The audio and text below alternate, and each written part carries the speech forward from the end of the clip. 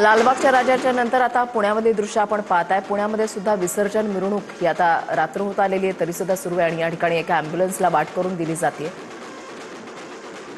गणेश भक्तांचा हाच सतर्कपणा, सजगपणा या विसर्जन मिरवणुकीमध्ये सुद्धा एका अँब्युलन्सला वाट करून दिली जाते। ही गर्दी भक्तीची आहे, ही गर्दी श्रद्धेची आहे, मात्र तितकीच सतर्क आहे, सजग आहे। आनंद उत्साह असताना सतर्क असणारी ही गर्दी आहे। आपल्या लाडक्या बाप्पाला निरोप देत असताना सतसत विवेक बुद्धीचं भान ठेवणारी ही गर्दी आहे। गिरगाव चौपाटीवरची दृश्य आपण पाहताय।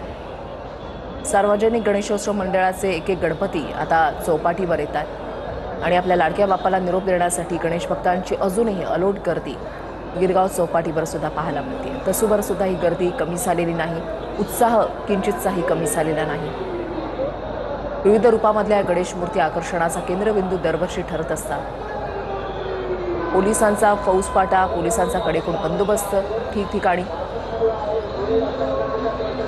पोलीस सतर्क आहेत, पोलीस आपल्या रक्षणासाठी आहेत आणि त्यामुळेच आपण सण उत्सव निर्विघ्नपणे, बिनधास्तपणे साजरे करू शकतो। मुंबई पोलिसांचं खरंच कौतुक करावं तितकं कमी आहे। मुंबई पोलिसांचंच काय तर राज्य पोलिसांचं कौतुक जितकं करावं तितकं कमी आहे। जड अंतःकरणानं आपल्या लाडक्या बाप्पाला निरोप दिला जातोय।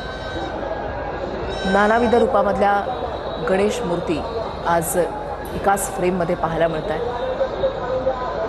सकाळपासून आता मध्यरात्र होत आलेली आहे, मात्र मुंबईकरांचा, गणेश भक्तांचा उत्साह तसूभर सुद्धा कमी झालेला नाही।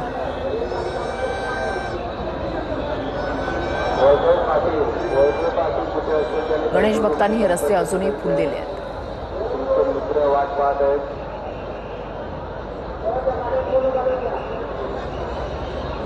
लाडक्या बाप्पाचं दर्शन घेण्यासाठी आलेली ही अलोट गर्दी। आज जर मुंबईमधले रस्ते, मुंबईमधली वाहतूक व्यवस्था ठिकठिकाणी जर आपण पाहिलं तर फक्त आणि फक्त गणेश भक्तच पाहायला मिळते।